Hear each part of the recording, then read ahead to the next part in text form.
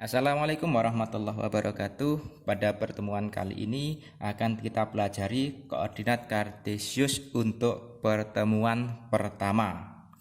Koordinat kartesius itu digunakan untuk menentukan objek titik-titik pada suatu bidang dengan menggunakan dua bilangan yang biasa disebut koordinat X dan koordinat Z dari titik-titik tersebut.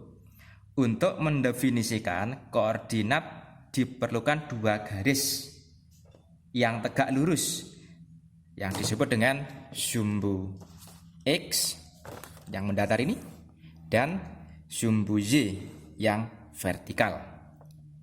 Kemudian pada sumbu X dan sumbu Y ya, itu ada titik potongnya.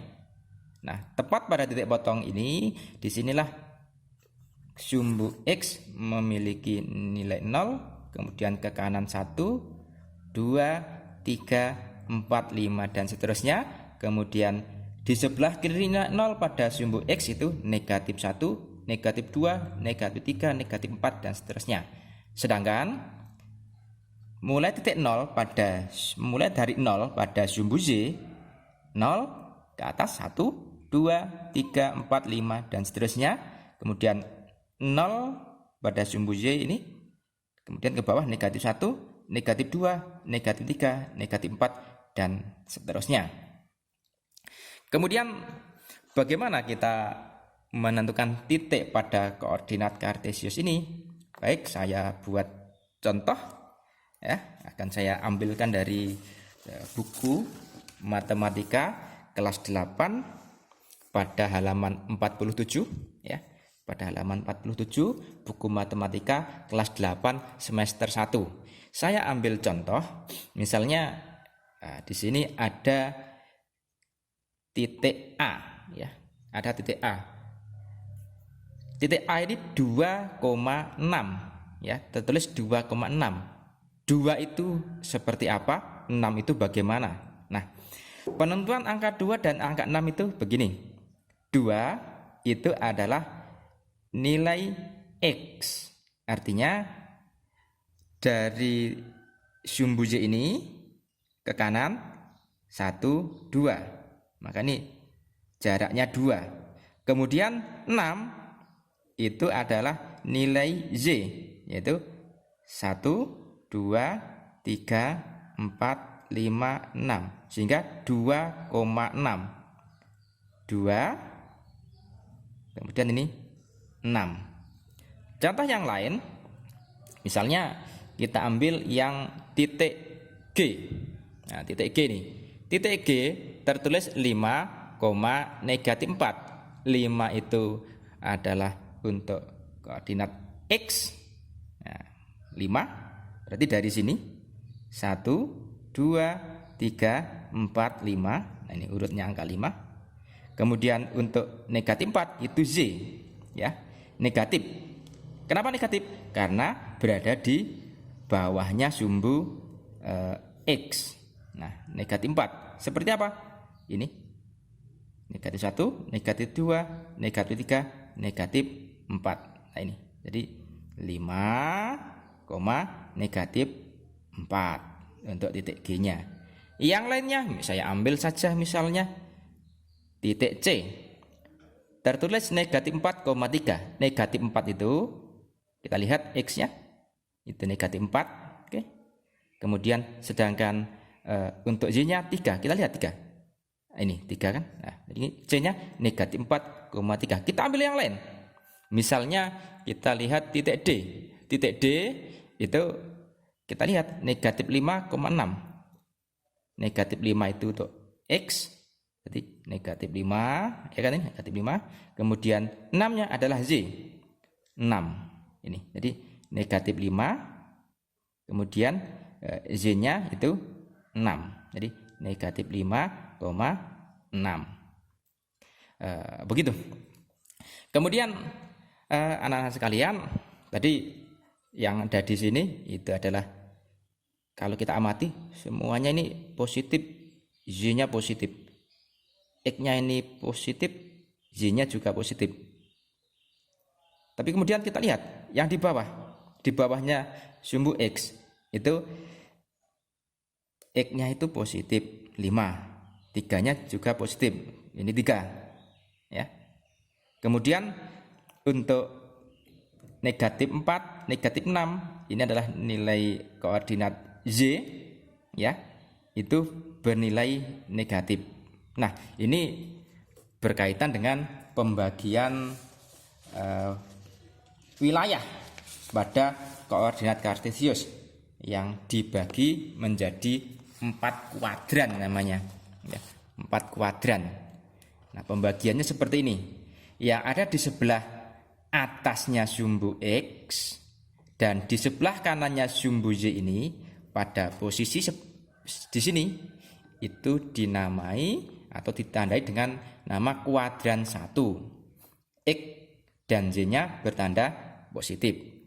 Kemudian yang berikutnya kuadran 2. Kuadran 2 X-nya bertanda negatif, ya, jadi X-nya bertanda negatif, ya kan?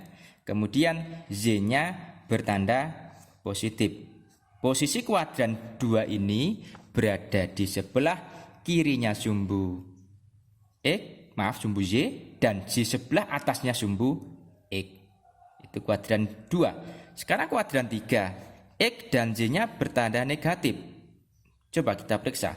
X dan Y-nya bertanda negatif. Kita amati X-nya. Nah, ini bertanda negatif. Kemudian Y-nya juga bertanda negatif. Posisinya di sebelah bawah sumbu X dan di sebelah kiri sumbu Y. Ini adalah kuadran 3. Sekarang kuadran 4. Kuadran 4 di sebelah bawahnya sumbu X dan di sebelah kanannya sumbu Z. X itu bertanda positif ini, sedangkan Z-nya itu bertanda negatif.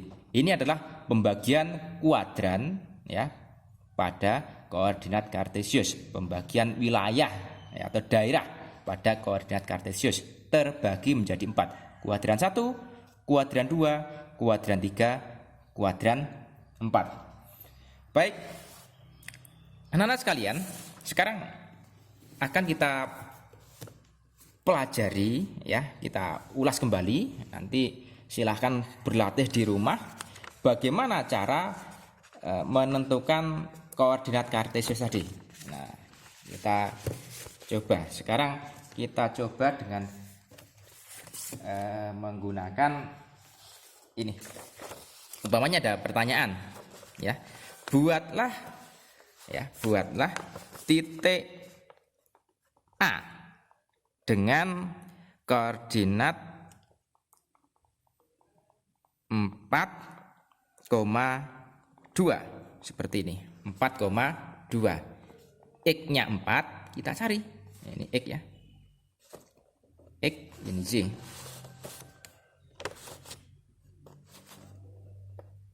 Ya. X-nya 4, kita cari. X-nya 4. 1, 2, 3, 4. Oh, X-nya 4. Kemudian Z-nya 2. Z-nya 2. Kita cari sumbu Z yang angka 2. Oh, ini 2-nya di sini. Kemudian X-nya 4, Z-nya 2. Kita cari pertemuannya. Oh, pertemuannya ternyata mereka bertemu di sini. Nah, ini kita beri nokta. Nah, titik ini adalah titik A, ya. 4,2. X-nya 4, Z-nya 2. Nah, begitu. Nah, kemudian yang lainnya, misalnya akan kita buat titik B umpamanya. Titik B. Misalnya 5, negatif 1. 5. Ini X, kemudian Z. 5. Kita cari pada sumbu X angka 5. 1, 2, 5-nya ini. Kemudian kita cari negatif 1 pada sumbu Z. Kita cari negatif 1. Oh, negatif 1-nya ini. Nah, maka berikutnya 5 dengan negatif 1 kita cari pertemuannya di sini. Nah, ternyata di sini kan. Ini.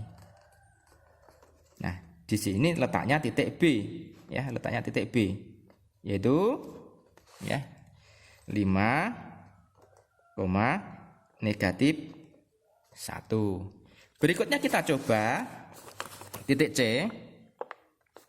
Misalnya kita cari, kita buat negatif 3,2. Oke, negatif 3,2 titik C. Negatif 3, ini nilai X. Kita cari pada sumbu X, negatif 3. Oh, negatif 3-nya ini. Kemudian 2 pada sumbu Z, kita cari, oh 2-nya ini. Nah, dari negatif 3 dengan 2, ini kalau kita lihat pertemuannya kan di sini. Nah, sehingga titik ini namanya titik C, berapa? Negatif 3,2. Berikutnya akan kita buat sebuah titik lagi. Misalnya saya beri nama titik D. Nah, ini kita buat misalnya negatif 2, negatif 5. Di mana letak negatif 2, negatif 5? Negatif 2, ini nilai X-nya kita cari. Negatif 2, oh negatif 2-nya ini. Kemudian negatif 5, ini nilainya sumbu Z.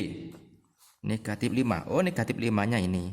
Nah, pertemuan antara negatif 2 dengan negatif 5 kan di titik ini. Nah, ini ke bawah begitu, ya kan? Kemudian ini ke kiri. Loh, ketemu di sini, kita beri nama tadi titik apa? Titik D, yaitu berapa? Negatif 2, negatif 5. Oke. Baik. Sementara untuk pertemuan kali ini itu saja. Yang pertama tadi yang sudah kita pelajari, bahwa pada koordinat kartesius itu terbagi menjadi 4 kuadran. Kuadran 1, kuadran 2, kuadran 3, kuadran 4. Kuadran 1, X dan Y-nya bernilai positif. Kuadran 2, X negatif, Y-nya positif. Kuadran 3, X dan Y-nya bertanda negatif. Di kuadran keempat, X-nya bertanda positif, Y-nya bertanda negatif. Kemudian untuk menentukan titik atau membuat titik, maka caranya tadi sudah kita bahas, ya. Mudah-mudahan setelah ini kita bisa membuat titik pada koordinat kartesius itu seperti apa dan letaknya berada di kuadran berapa. Baik, terima kasih untuk pertemuan kali ini. Mudah-mudahan bermanfaat. Wassalamualaikum warahmatullahi wabarakatuh.